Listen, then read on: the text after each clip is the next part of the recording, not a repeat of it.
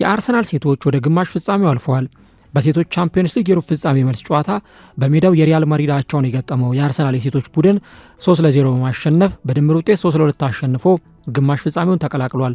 የአርሰናልን የማሸነፊያ ግቦች አሊሲያ ሮሶ 2 እና ማሪያ ካሊዴንቴ ሲያስቆጥሩ በግማሽ ፍጻሜው ከኦሎምፒክ ሊዮን ጋር የሚጫወቱ ይሆናል። ሪያል ማድሪድ አማካይ ማስፈረም እንደሚፈልግ ተገለጸ። ሪያል ማድሪድ በአርሰናልና በቶተንሃም ሆትስፐርስ የሚፈለገውን የስቱትጋርቱን አማካይ ኤንዞ ሚሎቲን ማስፈረም እንደሚፈልግና ፉክክሩንም መቀላቀሉ ተዘግቧል። ኒኮላስ ጃክሰን ወደ ልምምድ ተመልሷል። ሴኔጋላዊው የሰማያዊዎቹ የፊት መስመር ተጫዋች ኒኮላስ ጃክሰን ከሳምንታት ጉዳት በኋላ ወደ ልምምድ መመለሱ ተገልጿል።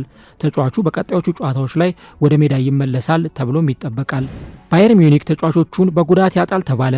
የጀርመኑ ክለብ ባየር ሚዩኒክ አልፎንሶ ዴቪስ እና ዳየት አፓሜካኖን በጉዳት ምክንያት እንደማያገኝ ተዘግቧል። አልፎንሶ ዴቪስ በጉልበት ጉዳት ምክንያት ለ6 ወራት እንደዚሁም ዳየት አፓሜካኖ በጉልበት መገጣጠሚያ ጉዳት ምክንያት ለ6 ሳምንታት ከሜዳ እንደሚርቁ ተገልጿል። አድማጮች፣ የአራዳ ደቂቃ ስብስብ የስፖርት ርዕሰ ወሬዎች እነዚህ ነበሩ።